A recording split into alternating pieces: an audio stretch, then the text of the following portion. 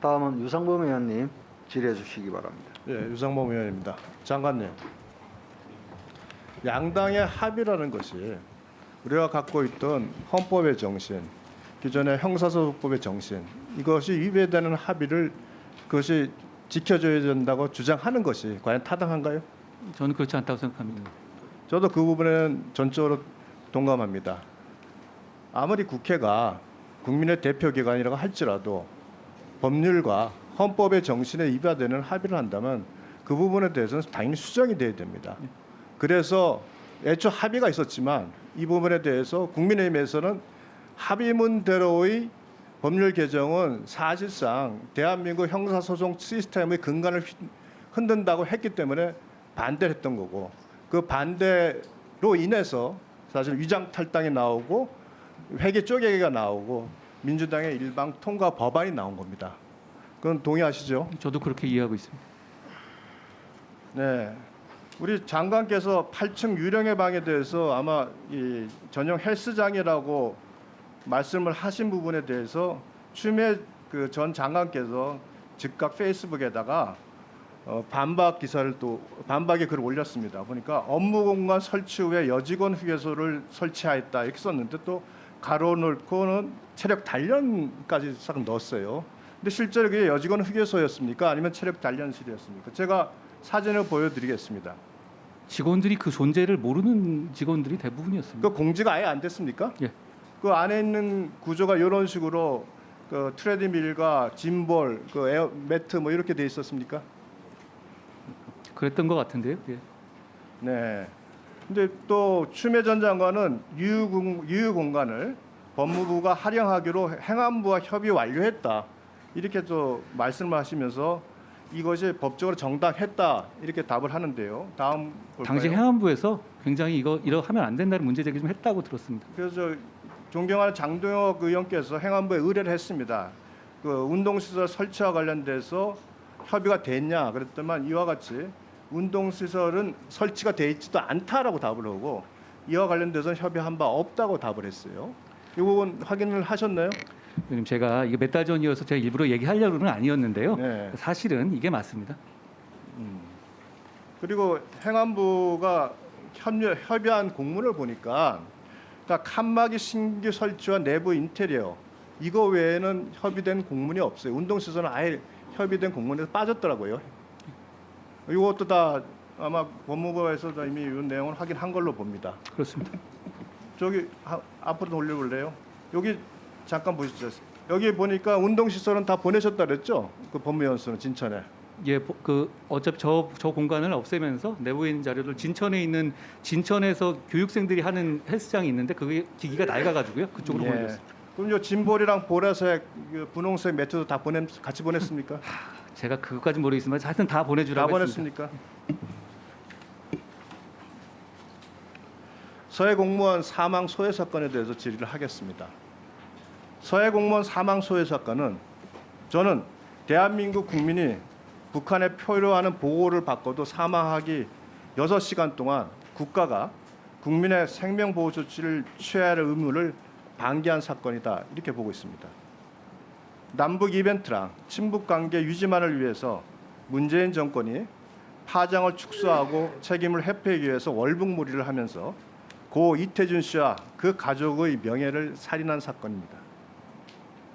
저는 청와대가 조연을 맡고 해경과 국방부 국정원이 조연을 했으며 사람이 먼저다가 아닌 북한이 먼저다인 사건이라고 보고 있습니다.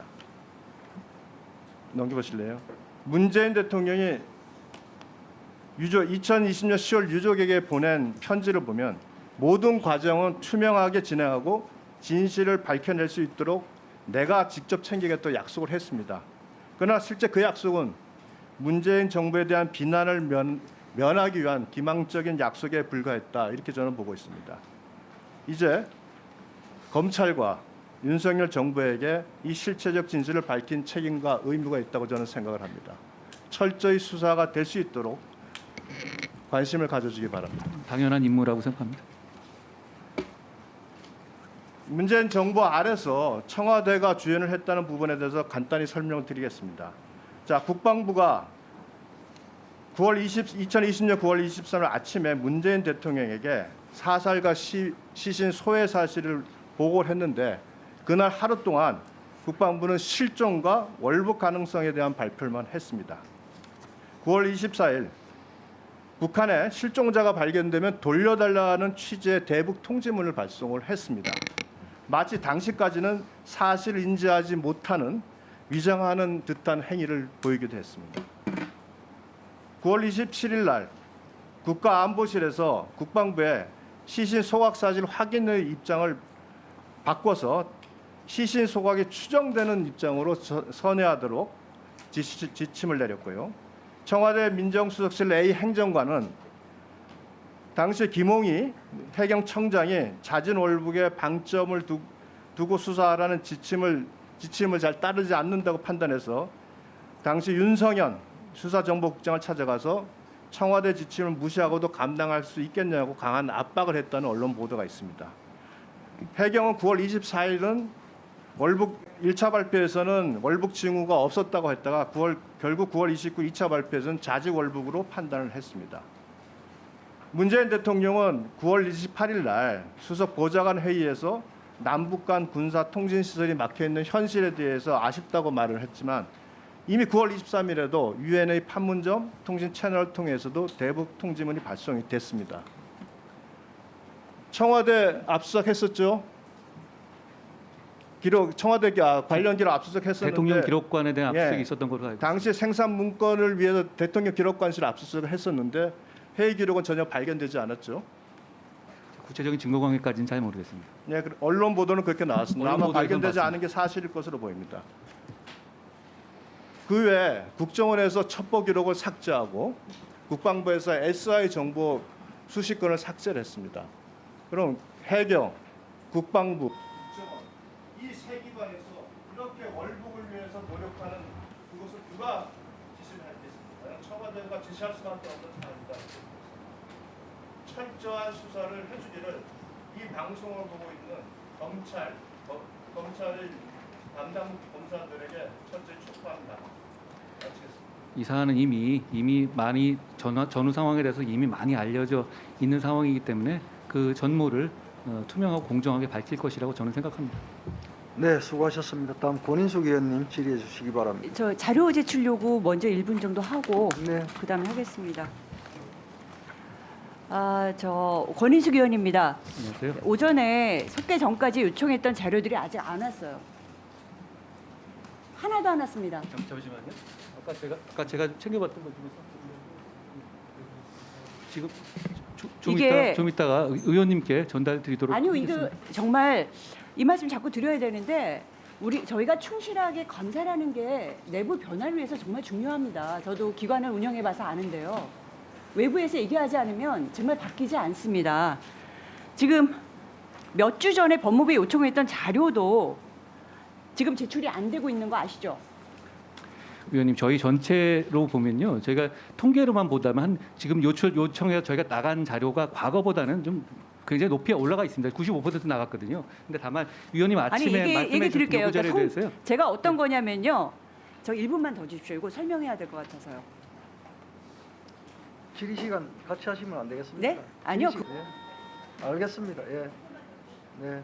이게 의원실에서 성별을 구분한 성매매 사범들의 기소율과 제명을 제출하려고 자료 요구를 했는데 자료 요구 2주 만에 겨우 받은 답변이 성별 구분 성매매 통계는 없다는 답변이었습니다. 이거는 정말 그날로 했어도 되는 답변이었고요. 검찰 영감에 분명히 여성 사건에 대한 별도의 통계가 나와 있어요. 그래서 총계가 있길래 전체 사건에서 여성 사건을 빼면 되느냐고 했더니 확인을 해봐야 된다고 하면서 그거 확인하는데 다시 하루 걸렸고요. 위원실에서 검찰 영감 페이지를 알려주면서까지 이야기하니까 그제서야 그건 통계팀 담당인이 자료를 받고 싶으면 통계팀의 자료 요구를 다시 하라고 하더라고요. 이런 것까지 국회의원실에서 해야 되는 겁니까? 법무부 이렇게까지 불성실하면 안 되죠. 이건 불성실이 아니라 이거는 무책임이기도 하고 이 국회의원의 업무 방해에 들어가는 부분입니다. 이 자료 언제 주실 건가요? 오늘 아까 요청했던 거요. 지금 되는 대로 지금 제출하라고 말씀드렸고요. 근데 말씀하신 것 중에서 자료 관리 실무적인 문제라든가 공개 비공개 문제 등으로 인해 가지고 제출 불가능한 내용도 있습니다. 그렇지만 되는 것 위주로 해서 먼저 드리라고 말씀해 놓은 상태니까요. 곧 전달될 겁니다. 네, 질의해 주시죠.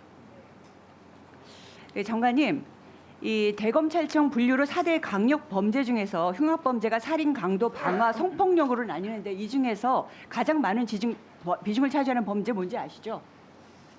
제가 잘 모르겠습니다. 말씀해 주십시오. 아, 이걸 모르시면 안 되는데요. 예, 예. 이 압도적으로 성폭력이 91.7%를 차지합니다.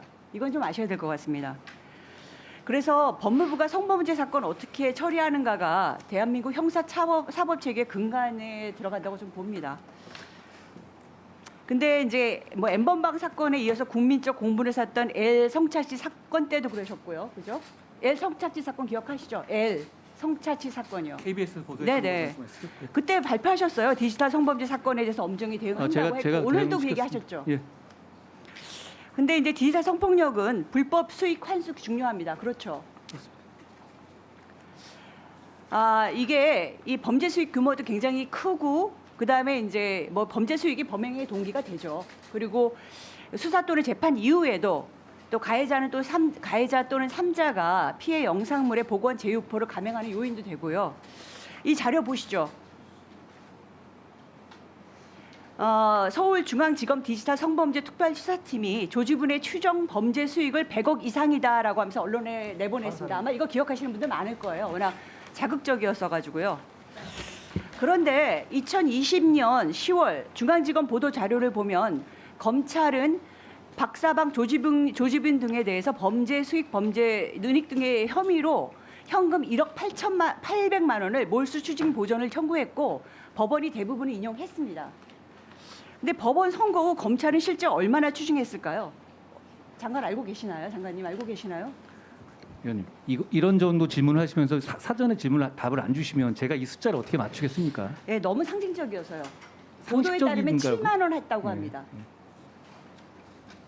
온 나라가 떠들썩하게 수사하고 범죄 수익이 100억 원이니 어쩌니 발표를 했는데 환수한 건 7만 원입니다. 근데 7만 원이 어떤 돈이냐면요.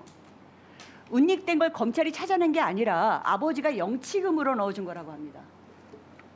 솔직히 말이 안 되죠. 기억하시겠지만 박사방은 단계별로 등급이 나눠서 입장료를 받았습니다. 적게는 20만 원부터 많게는 1인당 150만 원이었고요. 당시 수사 당국은 박사방 이용자 수를 약 10,000명에서 30,000명까지 봤습니다. 피고인들에 대해서 추징금 집행 내역을 요구했더니 그건 제출하지도 않고 있습니다. 이게 감추는 건가요? 아닙니다, 위원님.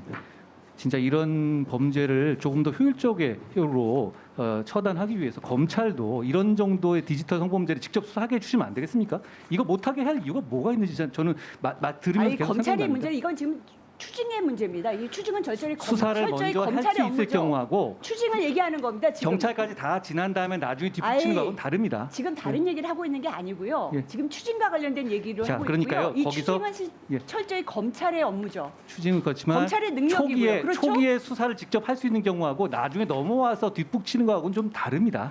예. 지금 박사방만의 문제가 아니라 지금 범죄 수익에 대해서 제대로 추적이라도 해야 되는 그러니까 거예요. 제가 보기에 초기부터 좀 장관님, 수사할 수 있게 해주시면 안 되겠나 자기 싶다는 업무라도 거죠. 충실하게 하세요. 자기의 업무를 충실하게 해야 되고 이 추징을 이렇게까지 못하고 있는 거. 여기 지금 반부패부의 범죄 수익 환수가 있지 않습니까? 위원님께서는 신청해놓지 이런 정도 않았습니까? 범죄는 검찰이 먼저 수사하면 예. 안 되겠다고 생각하십니까? 2018년에 지금 수사를 개시하려고 얘기하는 것이 아니라 본인의 업무와 관련된 거라도 제대로 하라고 얘기하는 겁니다. 굉장히 검찰과 검사들은 뭐 자기 일은 굉장히 잘하는 듯이 얘기를 하시는데요. 그 업무 자체를 제대로 못하고 있는 겁니다. 1억 800만 원이라고 해놓고 거기서 추징한 게 0원이에요. 위원님, 7만 원이 위원님, 영치금이 그거 한 대한민국 겁니다. 사회에서 본인 재산이 없는데 어떻게 추징할 수 있죠? 실제로 보면 성과는 대부분 이렇게 운용됩니다. 1억 800만 원을 검찰에서 요청을 합니다. 예. 대법원까지 법원에 요청을 했던 거고요. 추징을 하겠다고 한 거고요. 그건 검찰이 공격적으로 한 것이죠. 됐으니까, 그렇죠? 파악이 돼 있으니까 한 거잖아요. 그 파악이 된 것도 왜 추징을 못하냐는 얘기고 이 추징과 관련해서 지금 저희가 데이터베이스라든가 아니면은 실적 아니면 어떻게 했느냐라는 걸 요구하는데 하나도 답변을 하고 있지 않습니다. 뭔가 제대로 하고 있지 않다라는 거고요. 그거를 단순히 내가 수사를 안 해서 못한다라고 얘기하면 안 되죠. 아니 저는 좀 다른 검찰 얘기긴 단계에서 합니다만 넘어왔으면 거기서 하셔야 되는 거고요. 다른 얘기긴 합니다만 예, 그 한 부분이 가지 좀 더 본질적인 얘기하겠습니다. 부분이라는 걸 말씀드리는 겁니다. 예, 한 가지 더 얘기를 하겠고요. 그 디지털 성폭력 재판 방청 연대라는 거는 뭐 들어보신 적 없으실 것 같습니다. 이게 디지털 성폭력 관련해서 아시는 게 없는데요.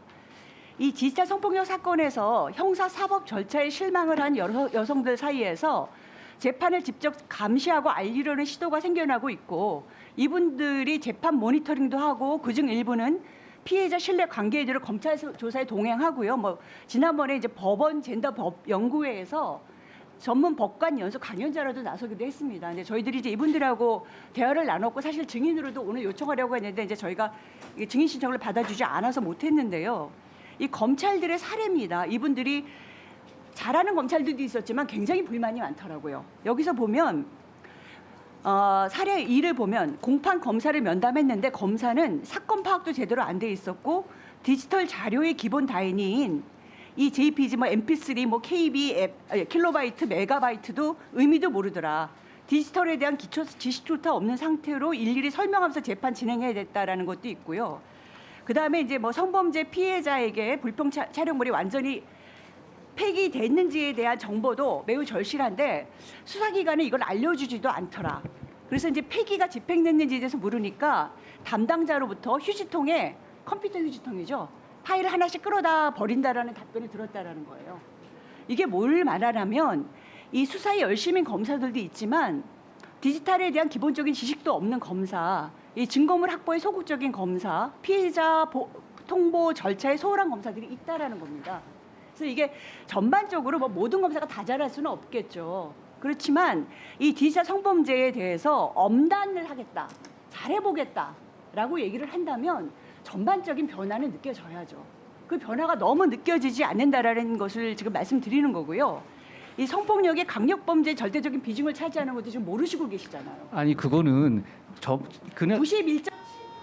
그 숫자 문제는 아니지 않습니까? 그러니까 아니 자 그렇게 4대로 놓고 보면요 성폭력이 당연히 많겠죠. 근데 그게 그걸 가지고 뭐 아냐 뭘냐 말씀하시는 건 조금 그렇게 좀 4개 범죄 중에서 91.7%를 차지하는 범죄를 말씀드린 겁니다. 그 숫자가 더 많을 거라는 걸 제가 모르겠습니까? 예. 그 자체도 잘 모르시고 계실 뿐만 아니라 그건 저를 너무 폄하하시는 것 같습니다. 예. 법원의 태도, 아니 검사들의 태도, 법무부의 태도를 지금 예, 변화하는 제가 말씀드린 것처럼 저도 감안할 테니까요. 이런 식의 중대한 범죄에 대해서 검찰도 디지털 성범죄에 대해서 수사할 수 있게 해줬으면 좋겠다는 제 생각입니다. 제대로 하면서 그렇게 업무 확장을 얘기하세요. 업무 확장이 아니라 줄여놓으셨잖아요. 추징 업무를 엄연히 검사들이 해야 되는 거잖아요. 저도 잘 참고하겠습니다. 7만 원이 말이 됩니까? 영치금 7만 원이? 어떤 사안에서 어떤 과정이 됐는지가 잘 모르시고 하는 말씀이시잖아요. 다른 사람도 아니고요. 예. 이 디지털 성범죄에서 거의 정말 악의 화신같이 들리고 모든 국민들이 절망하고 분노했던 사람에 대한 추징금을 얘기하는 겁니다. 추징이라는 거는 가능한 그 문제에 대해서 아니요. 어떻게 변화해야 될지 저희가 아니요. 자료 안 주는 거를 회피하지 아니 그게 아니라요. 사실관계를 정확하게 왜 7만 원이 됐는지에 대해서는 이유를 모르신 상태에서 그걸 가지고 무조건 폄훼하시면 예. 이유를 물었는데 답변을 안 하셨던 거예요. 제가 확인해 보겠습니다. 저희도 왜냐하면 저희도 제대로 된 예. 제도 변화를 원하기 때문에 계속 요구를 몇 주 전부터 했는데 답변을 안 하셨어요. 저도 말씀 위원님 예 위원님 말씀 잘 참고할 테니까 제가 드린 말씀도 참고해 주시기 바랍니다. 아니 그거는 자기 업무를 제대로 한 다음에 주장하셔야 될 부분입니다.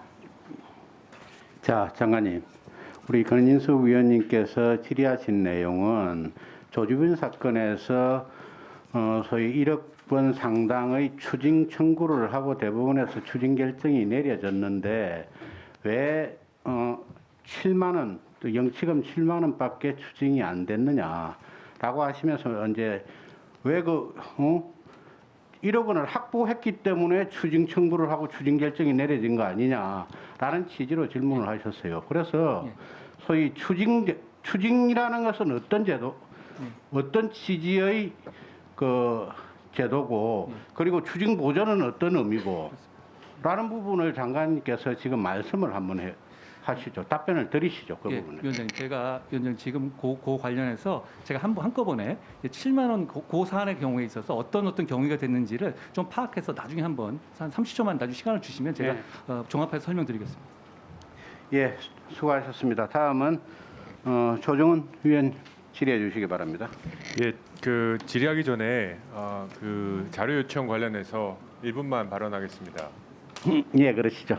근데 다른 추가 자료가 아니고 아까 오전에 제가 장관님께 문의드린 그 외청과 산하기관 자료를 드렸을 겁니다. 직접 받을 수 있도록 제도 개선을 할 의지가 있는지 여쭤본 건데요. 좀 검토해 보셨습니까? 예.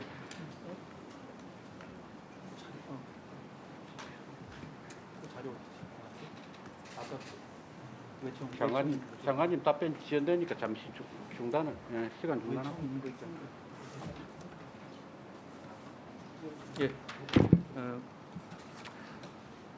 국회가 출석 요구할 수 있는 정부위원회 주로 검찰총장을 말씀하시는 것 같은데요. 규정돼 있지 않아서 저희가 지금까지 수십 년간 법무부 장관이 대행해 그것을 통일적으로 창구로서 법무부가 그 상위기관 법무부가 담당해 온 것이고요. 그리고 저희는 그것이 말씀하신 것처럼 검찰청이 직접 내는 것에 이점이 뭐가 있는지는 잘 모르겠습니다. 그리고 각각 저희랑 비슷한 체제를 취하고 있는 일본에서도 국회에 대한 답변을 같은 경우 검찰청이 아니라 외청이 아니라 법무부가 직접 하고 있다라고 저희가 확인됐는데요. 이 정도 말씀 답변 드리겠습니다. 제가 아까 시간을 쓰셔서 이제 산하기관은 그럼 어떻습니까? 산하기관도 법무부를 통해서 받아야 됩니다.